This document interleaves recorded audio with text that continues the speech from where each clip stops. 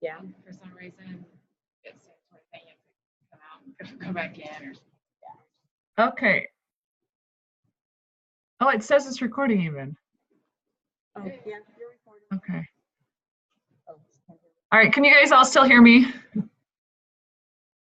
I'm seeing nodding at least. Okay.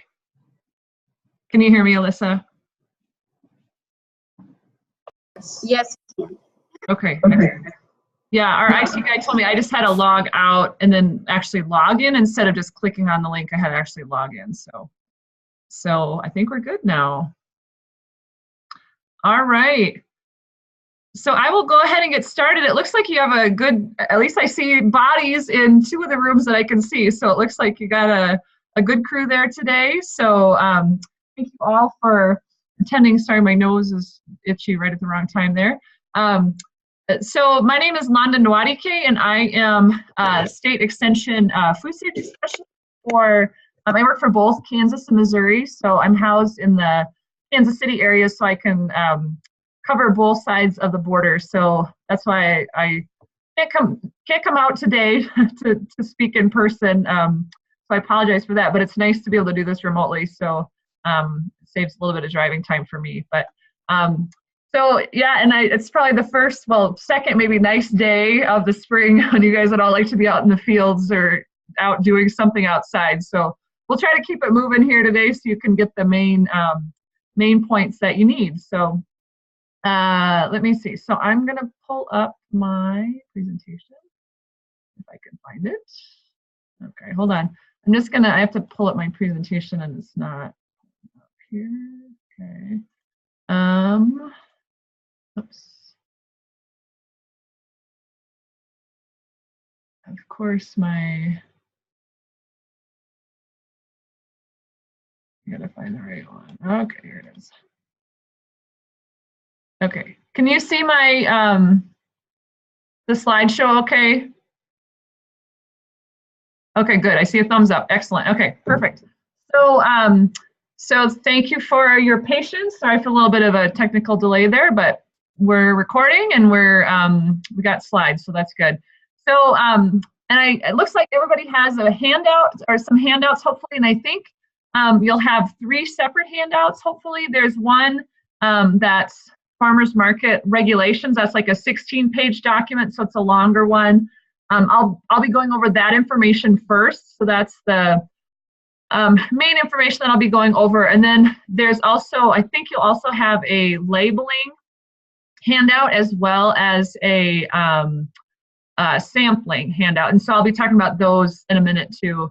I'm going to talk a little bit about produce safety. You probably don't have any handouts on that, but I just have a few slides on that. So so if you need to take notes or something else, to just take some notes on that since we don't have handouts specifically on that. But I can see that they're getting handed out right now, so I'll kind of get started here. So we're going to talk today just about why food safety is important. So you know, why is there regulations on food safety, that sort of thing. And the next point is the regulations for selling foods at Kansas farmers markets. So what things need a license and what don't, and what things can you sell and what things can't. We'll talk about that. Talk a little bit about produce safety regulations, and then other trainings and resources that are available. So first of all, why is food safety important? And just a little bit of introduction to myself. I grew up on a farm in South Dakota. We raised corn and soybeans and had a feedlot, you know, by Kansas standards, it's tiny. You know, we had 1,000 head of cattle or something, and had some sheep and so on. And we always had a big vegetable garden. My mom always had a big garden, and you know, so I came from a production background, so I understand the production side of things. And you know, my dad was a typical fake farmer, and he didn't like regulations at all, and he didn't like universities that much either. And that's what I work in now. But and my mom always, you know, she's very much into common sense, and I think a lot of food safety is really just common sense.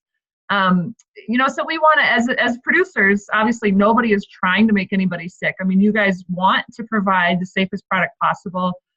You know, sometimes there might be things that we don't always think of, like, oh, okay, I could do that and that would make our product safer. So so hopefully there'll be a few things today that you'll learn like, okay, maybe I can improve on this. And food safety, especially when you're doing direct marketing, like through a farmer's market, it's really an opportunity where you can talk to the buyer about your product, and you can talk to them about, the safe practices that you use, why your product is better or whatever than something they could buy at the grocery store. So, and also it's important to protect markets. Liability is a big concern today, and we want to make sure that we can keep our farmers market open. We don't want to have our farmers market to get a bad reputation of, somebody posting on Facebook, oh, I went to that farmers market and bought X cheese or whatever it was, and I know it was that made me sick. We really want to keep that good reputation of providing good, safe products.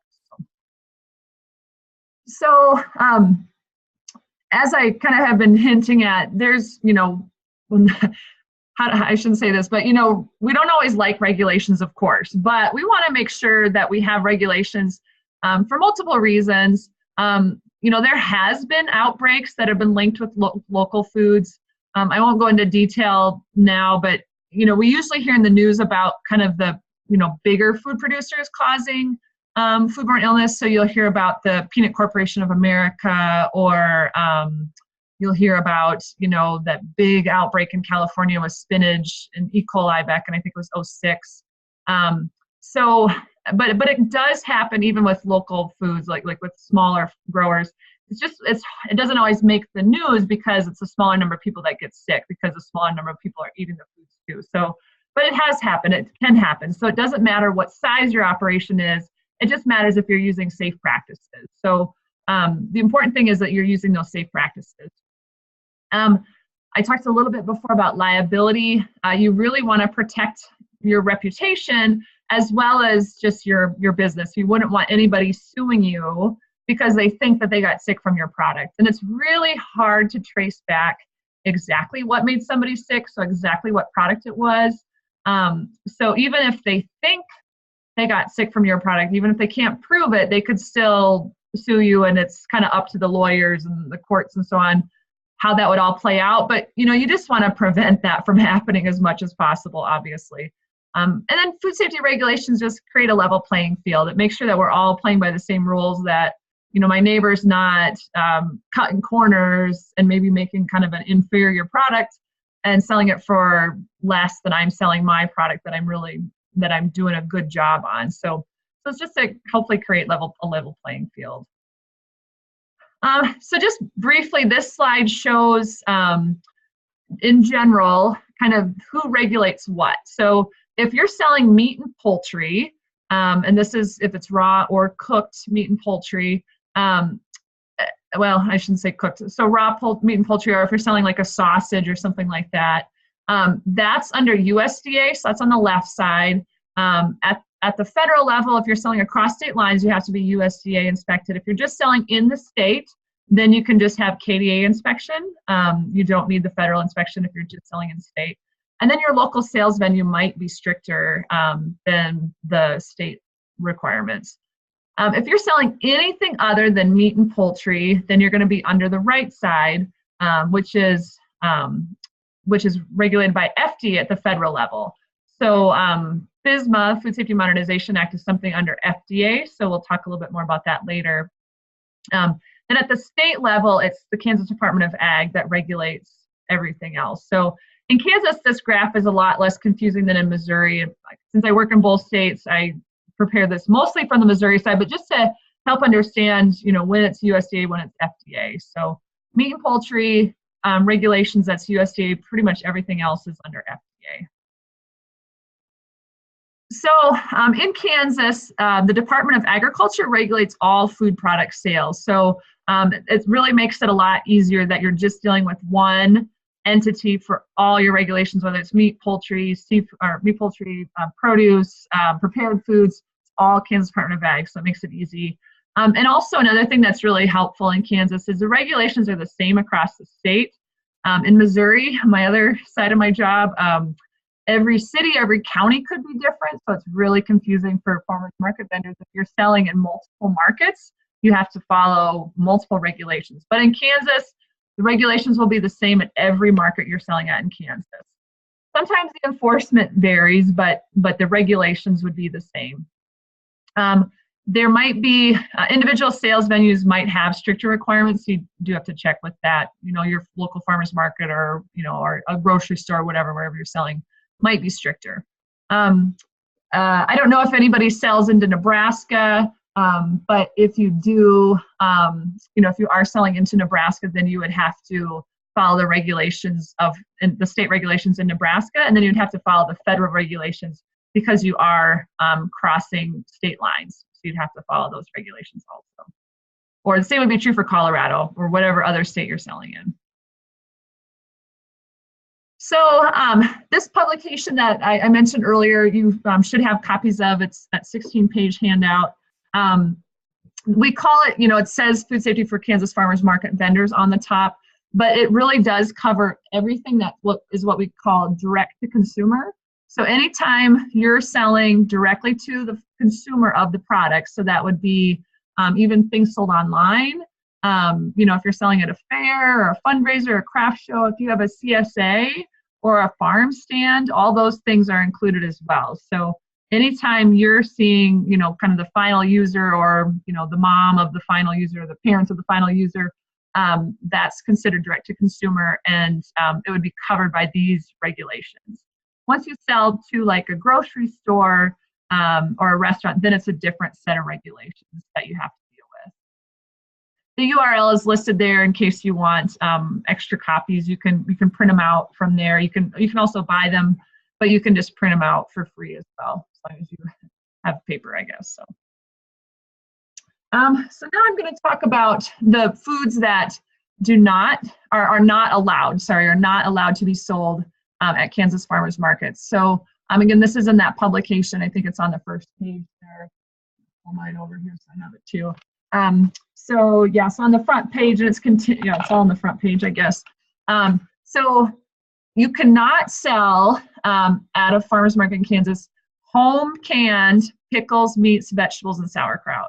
You can sell other canned foods that we'll talk about in a minute, but anything like, pickles or meats, vegetables, if they're packed in water or in vinegar, I guess, in the case of pickles, or sauerkraut, those things you cannot can at home. They would have to be canned in a commercial setting. So, and again, we'll talk about jams and jellies and like fruits in a minute. So those are still okay, but we'll talk about those in a minute. Then you cannot sell home-baked cream pies, meringue pies, custards, cheesecakes, any of those baked goods that need to be refrigerated for safety. Those you cannot sell if they're made at home. So you would have to, if you wanted to sell anything like a custard or cheesecake, you do have to do that in a licensed space. So you can't do it in your normal home kitchen. It would have to be a place that you can get a license at, you could do it in like if you have a basement kitchen or a kitchen in your garage, or, it could check with your local church or somewhere that's, that would allow you to use their space to get inspected to make that product in. Then homemade dairy products, you cannot sell homemade cheese or yogurt. Those are not allowed. They have to be done under license. And then uninspected meat. We'll talk about poultry in a minute, but uninspected meat, so you can't slaughter your cow in your garage or your barn or whatever, then sell it at the farmer's market. That's not allowed. Okay, so now we're going to shift over to the things that you can sell without a license. So the previous slide was the things that you're not allowed to sell. Now we're going to talk about things that you can sell and you don't need a license to do. So that means that you can do it in your home kitchen, your regular home kitchen. You don't need any inspection. You don't need a special facility. You can do it at home. And again, these things are the one if you're selling it direct to consumer. So if you're selling through a farmer's market, farm stand, etc., it's okay. If you're selling, again, through a grocery store or restaurant, then it's a different level of licensing requirements. And there's only a few things that you can sell without a license. The grocery stores, it's like fresh whole produce is basically one of the few things you can sell without a license. So, but anyway, so back to foods allowed without licensing through farmers markets.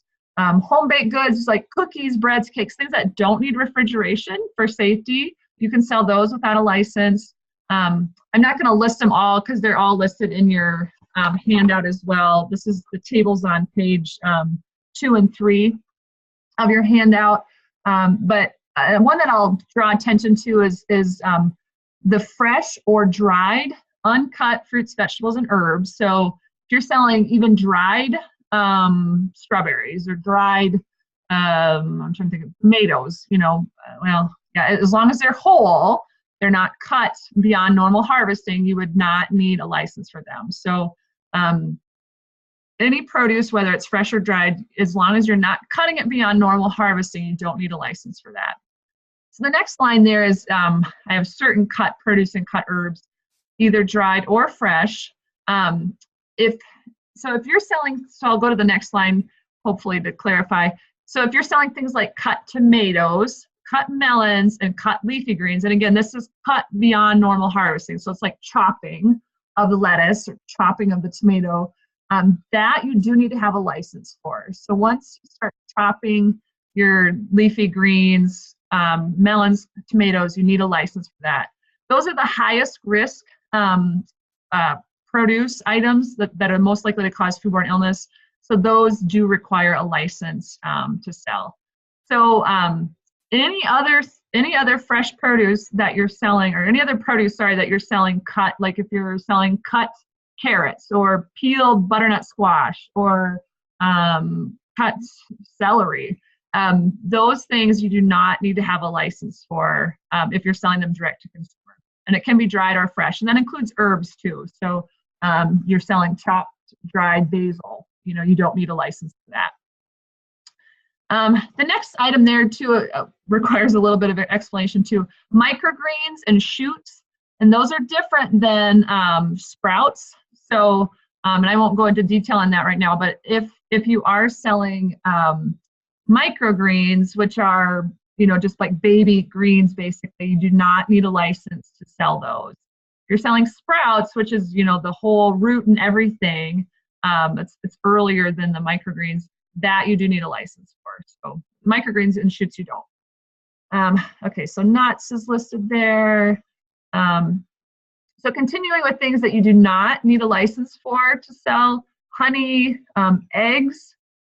We do recommend that you use some good food safety practices, but they're not required if you have less than 50 hens. So if you're a smaller egg producer, you're not required to follow any food safety regulations. Poultry, so I mentioned before, uninspected meat, so uninspected beef or pork, you cannot sell at a farmer's market, but you can sell uninspected poultry at a farmer's market or through a farm stand, etc. It has to be less than 20,000. You have to have less than 20,000 birds per year. So large growers can't use this exemption, but small growers can. So if you're just doing 100 broilers a summer or whatever, or 100 turkeys or 100 ducks or whatever, you don't need any sort of licensing to sell those products. So the next one I mentioned earlier already, so home canned fruit jams and jellies. You do not need a license to sell those. The key there is the word fruit. So it has to be a fruit jam or jelly. Pepper jellies is another category, and there's a lot of variations on pepper jelly. You can see there that it says, so home canned, so things that do not require a license.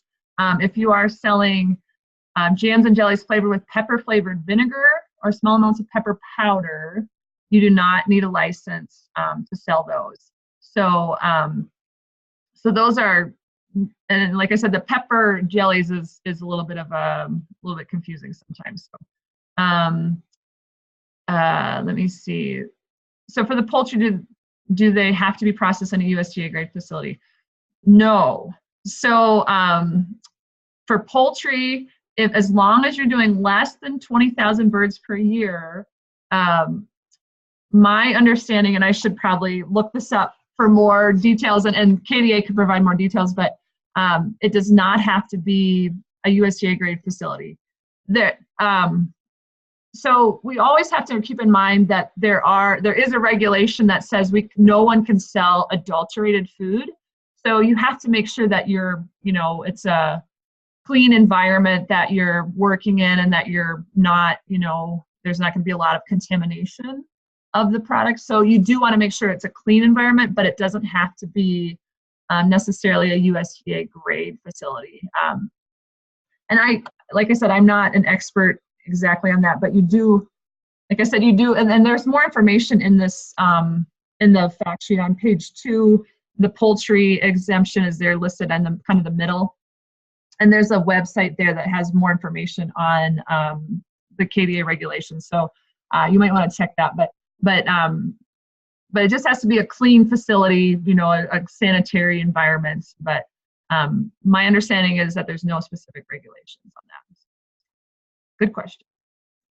Okay, so we talked about the canned fruit jams and jellies. So again, if you're selling just strawberry jam, you don't need a license to sell something like that. The next one, canned shelf-stable naturally high-acid foods. So if you're selling like canned applesauce, you don't have to have a license for that, because applesauce is acidic, so it's naturally going to be inherently safer. So the next one, again, this is still foods that you do not need a license for if you're selling direct to consumer. Cultivated mushrooms, so if you're selling shiitakes, you do not need a license to sell those, whether they're fresh or dried. And even if they're chopped, don't need a license for that. Fish and seafood, if you're selling them whole on ice, you don't need a license for that. Ready-to-eat foods and beverages sold less than 6 times per year. This would be if you're selling, pizza for people to consume at the market, or beer rocks at the market, or you're selling like an individual serving, it's hot, the intention is that the person's going to eat it while they're there at the market. If you're doing that, for a profit less than 6 times per year, you do not need to have a license to do that. So you can do it a few times, but once you get over 6 times per year, you do need to have a license. And again, that's an individual person that's doing it for a profit. You still have to make sure that you're following sanitary, sanitation hygiene requirements. You have to have a hand washing station available in your booth. You have to have, if you're going to be washing spoons or whatever, you have to be able to have a, good hand washing setup, dishwashing setup. But I'll talk more about that in the sampling information, and there is information that sampling handout about specifics about what those requirements are. The next point there is, so ready-to-eat foods and drinks sold by community groups for fundraising purposes. So if you're selling, if you're a 4-H group, or if you're a Boy Scout troop, or a church group, or a school group, or whatever, if you are selling food at the market, pizza as a fundraiser, or pie, or whatever, again, it's intended to be, eaten at the market. If it's for fundraising purposes, you do not need to have a license for that. It does not matter how many times a year you do it. You do not need a license for that. Again, you still have to follow those sanitation and hygiene requirements. You still have to make sure that you have hand washing station available, ware washing available, and doing it in a clean and sanitary manner, but you don't have to have a license to do that. I'm going to look at our question here. What must be ungraded in regard to eggs? Okay, so we're going to go back to the eggs question here. So eggs, I'm going to pop back to that slide. Okay, so eggs. So yeah, you can see again, eggs are on page 2 of the handout. So it talks about that they have to be about being graded or ungraded. So if you want to sell grade A eggs and call them grade A eggs, then you have to then you have to follow the food safety requirements, and you have to get like a license, some sort of an egg license. If you want to just sell eggs, then that's considered ungraded eggs, and you don't need to have any sort of licensing for that. So if you want to be able to sell your eggs and say these are grade A eggs, then you do have to have like the licensing, and you have to pay some sort of a grading fee. I'm not an expert on that, but you do have to pay some sort of fee. So hopefully that clarifies that a little bit. So The big thing is if you want to say you're selling grade A eggs, you have to make sure that they're grade A. If you're just saying I'm selling eggs, then that's considered to be ungraded eggs. You don't have to follow the food safety requirements. So yeah, and if you have more questions, feel free to let me know. Hope that clarified that. Yeah, great questions. If you have other questions, feel free to jump in. Okay, so I think this is my last slide of things that do not require licensing. And this is a new one that we just added this year. When we add things to the publication, it's not necessarily that it's new, it's just that maybe we hadn't been asked that question before, and we didn't have it documented maybe. So in any case, we did add this to the publication this year because we got a question about it. Somebody was selling frozen beer rocks, so not beer rocks to be eaten at the market, but ones that, you know, they were intending them to be, people would take them home and they could warm them up later. You know, rather than having to make them themselves, they could just warm them up at home. So if you're doing something like frozen beer rocks, it's considered a non-specialized processed food, so it's not like you're not canning pickles or something like that. It's not as specialized. Excuse me, as long as you're doing it less than 6 days per year, you do not need a license for that. So you would probably make the beer rocks one day and freeze them. And then, you know, you could sell them then up to 5 different days that year. You would not need a license. But if you're, you know, making beer rocks and freezing them 6 times a year and then you're selling them 6 other days, then you would need a license to do that.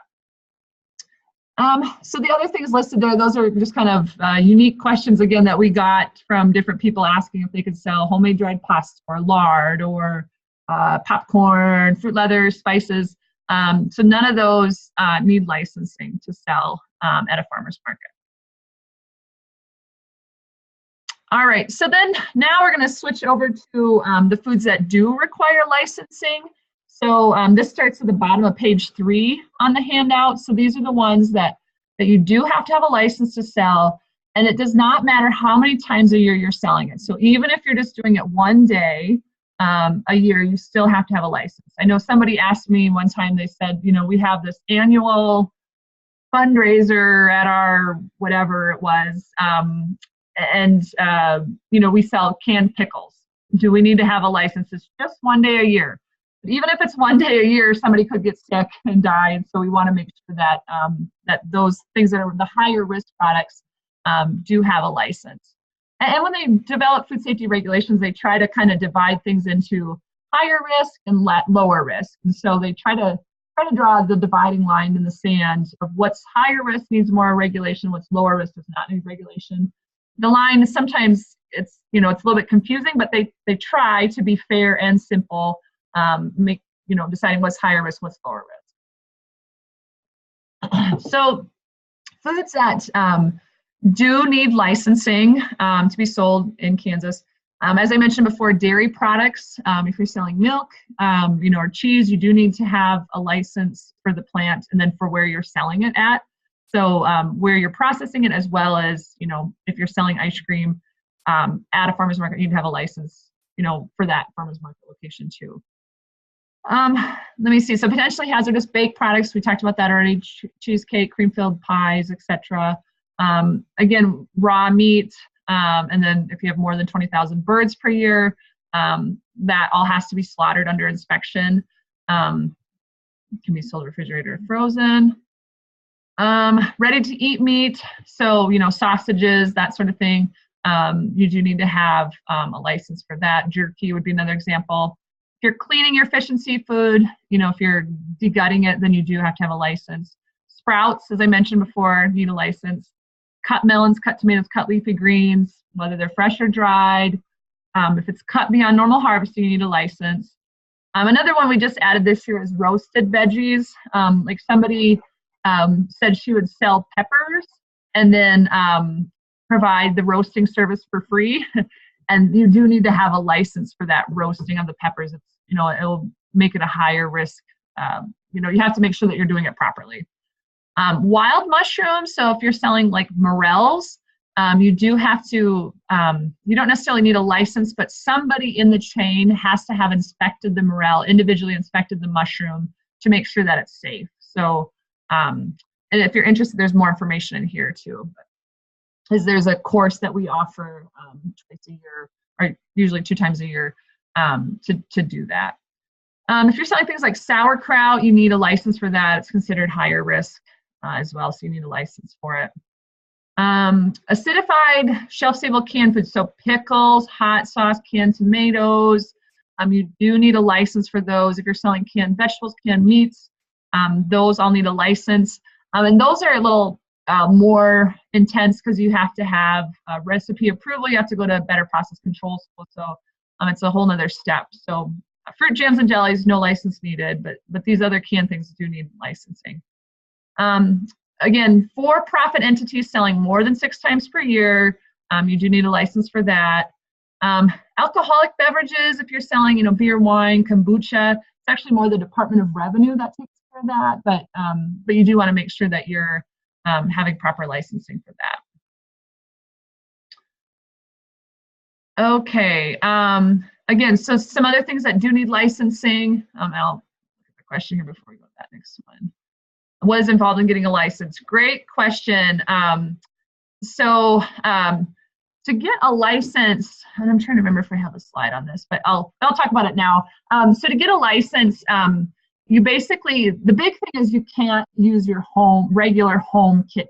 So you have to use a kitchen that's not your normal home kitchen. So again, it could be like a kitchen in your basement that's not your normal home kitchen, or you can maybe check with a local restaurant if they're willing to let you use their space, or again, a church or a community center, maybe they'd be willing to let you use their space. There is a licensing fee. I don't remember off the top of my head. I think it's $125 a year for a food establishment license. I can't remember for sure. I could be off on that. And then there's information again in the handout here on page 5. It says, how do I get the license needed? So Kansas Department of Ag has like a form that you fill out. And then so you fill out that form and say what you're producing, where, and then they'll send an inspector to come and look at your facility. The facility basically has to, you have to make sure that it's sanitary, that it's easily cleanable. So those are kind of some of the basic things that they'd be looking for. I have another question. I'm not getting to it. Okay, here we go. Now I can get to the question. Okay, great question. So they said we have 2 inspected kitchens in Oberlin. Do we need it inspected for each individual that uses it? Yes, great question. People often get confused on that. People will say, oh, I can just use somebody's certified kitchen and then I'm fine. But actually the license is tied to a particular producer making a particular product in a particular space. So the license is not tied to that space, but it's tied to someone making a certain thing in that space. So, maybe somebody has a license for making dog food. That's the picture on the board here. Or they have a license for making, dry bread mix. That's quite different than making salsa or something like that. Like the equipment needed is different. So you can't just use somebody else's license unless that person is willing to take the responsibility, for your product as well. But generally speaking, the recommendation is that, every person should have a license for what they're making in a particular space. So yeah, the license is tied to a person making a particular product in a particular space. So, great questions. Thank you. All right. So just one more slide here of some things that do need licensing. Like if you're selling cookie dough, that you need license for. Infused oils, garlic and oils, that needs licensing. And if you're selling animal feed, or even pet treats, you need a license, but it's not a food safety license. It's actually a commercial feed license. So you can still make like pet treats in your home kitchen, but you do need to have this license from the state It's actually KDA's, I can't remember which division, but it's not the food safety division, it's a different division. So, so even if it's, basically like a cookie, if you're selling it for pets, you need to have this feed license. I don't think it's very expensive, but you do have to have that proper licensing. Okay, so now I'm going to talk a little bit about foods that require testing. So this is on page 5 of the handout. So I've talked about things that do require a license, things that don't require a license. And there's also some things that are kind of in the middle that are kind of gray area that KDA just asked that you get them tested first to see what category they're going to fall into. So just because we're saying, just because the product has to be tested, it doesn't mean you need a license. It just means we want to get more information on your product to find out if it needs a license or not. For example, salsa is one of these, and everybody makes salsa a little bit differently. So we can't say all salsa needs a license or all salsa doesn't, because every salsa is different. So that's why they ask you to get it sent in for testing. Most producers in Kansas use Fadi Aramuni's lab, the Kansas Value Added Foods Lab in Manhattan at K-State there. He's in Call Hall by the ice cream there. So he has a pretty reasonable rates. I can't remember off the top of my head. I think he charges maybe $20 or something like that per item for most of these tests. So it's not too expensive. And there's more information in here about where his website and phone number and stuff. You can get more information on his pricing and so on. So the products that need testing first to determine if it needs a license or if it doesn't. Pepper jams and jellies. So like if you're adding, jalapenos to your raspberry jam, you need to get that tested just to see if it needs a license or not. Again, it doesn't mean it does, but just to test to see if it does or not. You're selling like a low sugar fruit jams and jellies. So something like, no sugar added strawberry jam, have to get that tested because the sugar actually helps to preserve it.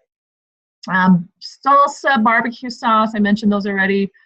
Chocolate candies, pecan pie, powdered sugar, powdered sugar and milk icing, bread that has cheese like baked in it or baked on it, homemade mustard. These are all products that are that we're not, it depends on how it's formulated. So we just ask you to get it tested first to see what category it will fall into. So again, there's more information on that on page 5 of where to look for more information on that. Okay, so here's a slide about getting the license needed. So KDA's website is listed there where you can go to get the form to fill out. There's their email and there's their phone number, so you can ask them for more information about getting licenses. All right, so now I'm going to talk briefly about sampling. This looks like there's a question coming in, but so sampling, again, you have a separate handout on sampling. This one's just a front, to and back, and I think there's a picture on the front side there. So these regulations that are on that sampling document are the state regulations. Some local markets might be stricter, but I would guess that they would follow the state regulations. Again, if you're selling in Nebraska, you'll have to check with them. So I'm going to talk about some things that are required, and then some things that are just a good idea to do. So have to check on both of those. Okay, I'm going to answer this question here before I switch over. If meat is processed at a USDA inspected locker and packaged for resale, is any other licensing needed? So, and again, some of these things I apologize because I don't deal with it every day, but yes, I'm just looking it up here. So, yes, so meat, I was pretty sure that it was required. So meat is at the top of page 4 in that handout, that 16-page one. The food, you do need to have a food establishment license for your farmer's market booth, unless you already have a wholesale dealer. So even if it is, processed at an inspected facility, which it needs to be, and it can't be marked not for sale. So, you know, like you indicated, there has to be marked, you know, that it has the seal of inspection on it, which means it can be sold. Whoever you as the vendor needs to have a license, because they want to make sure that you as the vendor are keeping the meat cold and that you're using, you know, you're storing it in sanitary conditions.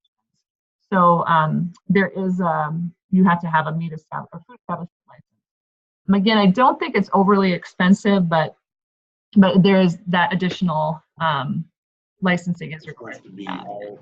Londa, you cut out there at the end. What kind of licensing? Okay, sorry. So you do need to have a food establishment license for the point of sale. So like your farmer's market booth, you do have to have a food establishment license, even if the meat is processed in an inspected facility. Hope that makes sense. Okay, so we're gonna go back to sampling here.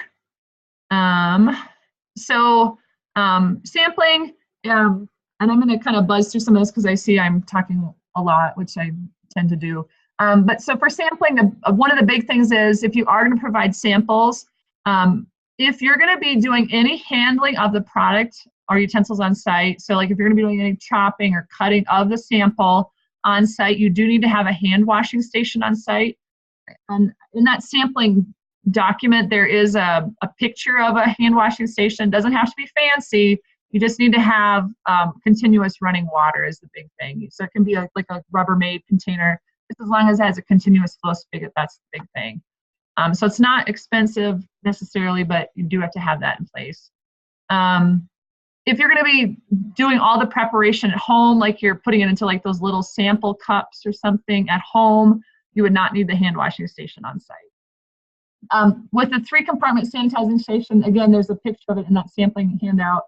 Just basically 3 dish pans is all you need. One for washing, one for rinsing, one for sanitizing. If you're going to be using disposable spoons or knives, or if you bring along enough spoons and knives that you wouldn't have to wash anything, you don't need that 3-compartment sanitizing station. But if you're going to be doing any washing on site, you would need that too. You have to make sure it's clean, make sure your storage temperatures are maintained. Let me see, washing produce before cutting.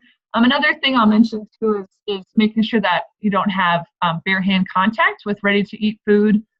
So when you're offering a sample, if it's you know, apples or whatever, you as the person serving those apples don't want to be touching those apples with your bare hands. You either need to use tongs, deli paper, or gloves or something like that. And even if you're wearing gloves, you still need to wash your hands. That's always a common question. Because when you're putting the glove on, you know, you're having to touch the outside of the glove to put it on. So you're still getting this part of the glove. You could get that part of the glove dirty, so you still need to wash your hands. Let me see. This is just saying, you know, providing individual servings, keeping that if you have cut produce, keep it below 41 degrees. If it's hot foods, like, you know, hot beef samples or sausages, you need to keep that above 135. So if it's sitting out more than 2 hours in that what we call the temperature danger zone, you need to throw it away. And just make sure you're checking the temperature of that. Sampling has to be done under a cover. So if your booth has, or if your you know, farmer's market is indoors or covered, that's fine. Or if you have a tent, that's fine. But you know, you have to make sure that you're not allowing birds to be flying over you while you're sampling. You just have to have something to cover you. Keeping the insects off, trash receptacle. Here's a image of a hand washing station just to show it doesn't have to be fancy, but you do need to have a way to wash your hands. And you can't really just say, oh, I'm going to use the bathroom, the wash station in the bathroom if it's far away. You want to make sure people are actually washing their hands. You know, if you have to walk 30 feet or whatever to wash your hands, you're probably not going to wash them. So you want to make sure that it's nearby. Sometimes KDA will let, like, if two vendors are both need a hand washing station, like you could probably share with the next door vendor, the vendor in the stall next to you, but you do have to have, again, the big thing is that continuous flow spigot, paper towels, can't you reuse towels, you have to use single-use towels, and soap, of course. Here's an image of a washing and sanitizing station. Again, it's just 3 dish pans, 1 for washing, 1 for rinsing, 1 for sanitizing. You know, you have to make sure you're using warm water. And the sanitizer, you can use bleach, or you can use, if you want to use quaternary ammonia or something else, you can use that. Just have to use it at the recommended dilution. You know, using a test strip is a good idea to make sure you're using the right dilution. Okay, so now we're going to shift over to labeling requirements, and this is that other fact sheet that you have. It's another single page, or I think that one's 4 pages on labeling. Labeling, I'm just going to do one slide on this. Just need to have the common name of the product. So, you know, what is it you're selling? Burox. Who's responsible for it? So, you know, you are probably taking responsibility for it. And then the product ingredients, if there's more than one ingredient. If it's just a single ingredient, you don't need to list it because you've already have. And then just how much are you selling? Just so that customers know, am I getting a pound? Am I getting 10 ounces? Am I getting, you know, a gallon or whatever? Just to make sure. Meat, you do have to also have the, you have to have the safe handling statement and the inspection legend, and I believe there's 1 or 2 other things there, but that's listed. I think that's in the labeling handout. So a few other things, you have to have a sales tax certificate from the Department of Revenue. So you know, the Department of Revenue needs to collect taxes to help fund our state, obviously. But anyway, so hopefully your farmers market manager has some information on that they can help you with. If you have questions, you know, feel free to contact your host person there, and I can try to help answer that, or connect you with the people from the Department of Revenue that can answer it, because I'm not an expert on that. Scale testing, if you're going to be selling things by weight, so if you're selling like a pound of tomatoes, you have to have your scale certified. So it has to be tested annually to make sure that it's accurate. You know, we want to make sure that you're buying that if I'm a consumer, I want to make sure I'm paying for a pound of tomatoes, not an 8/10 of a pound. I want a full pound of tomatoes. So just a few quick things. I know we're like 6 minutes left here. So question? Or no? Okay, so just a few quick things on produce safety.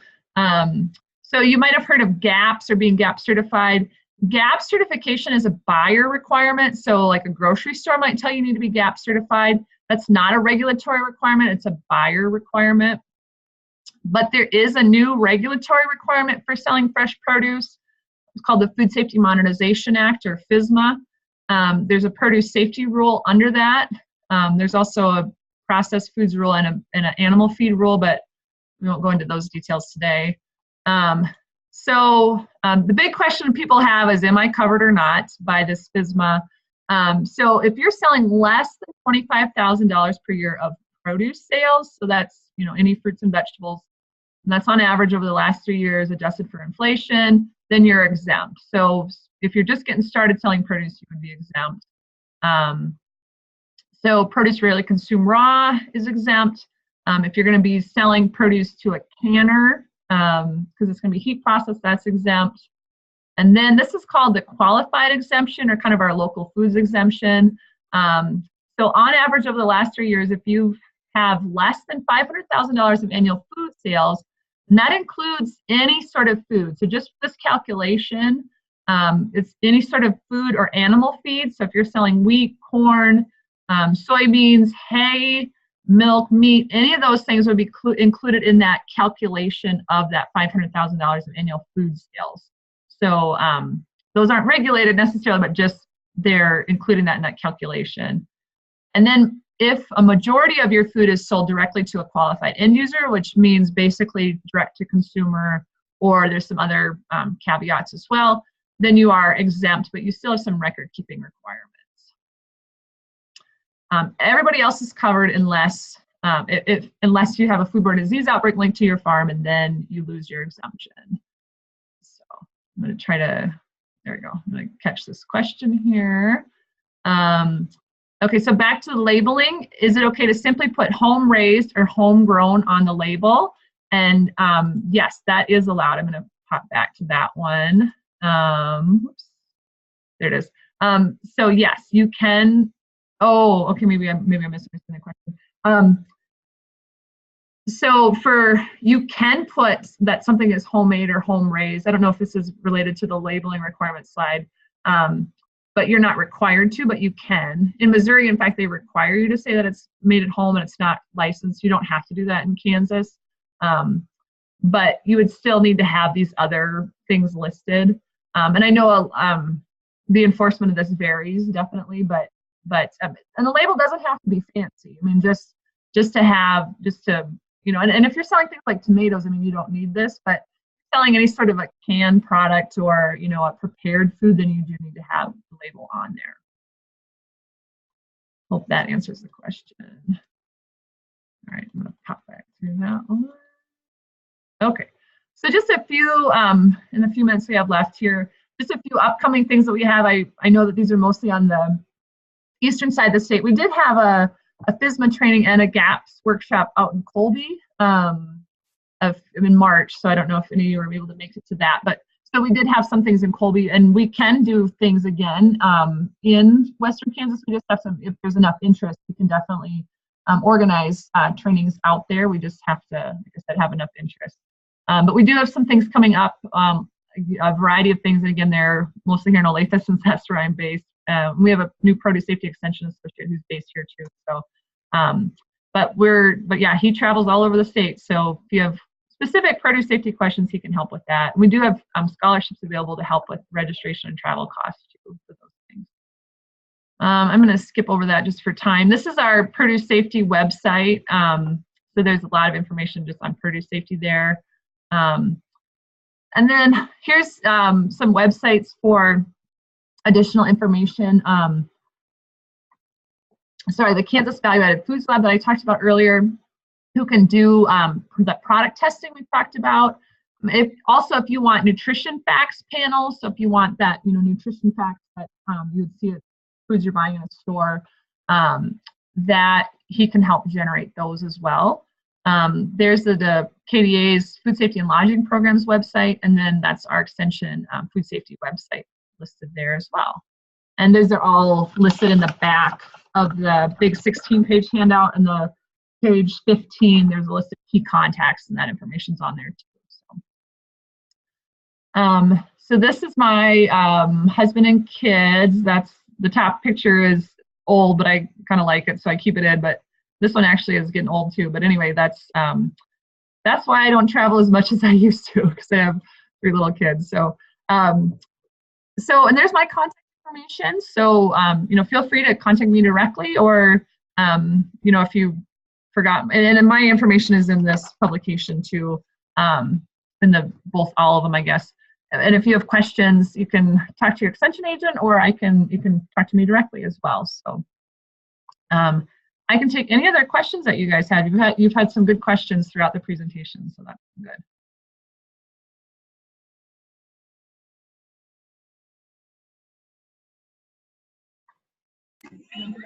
Thanks so much, Londa. We really appreciate you doing this. Yeah, anytime. Happy to do it. Like I said, unfortunately, it's hard for me to travel, but I can do Zoom presentations. Yeah, this works just fine. Great. Does anybody have any final questions for Londa? Yep, thank you. The group says thank you.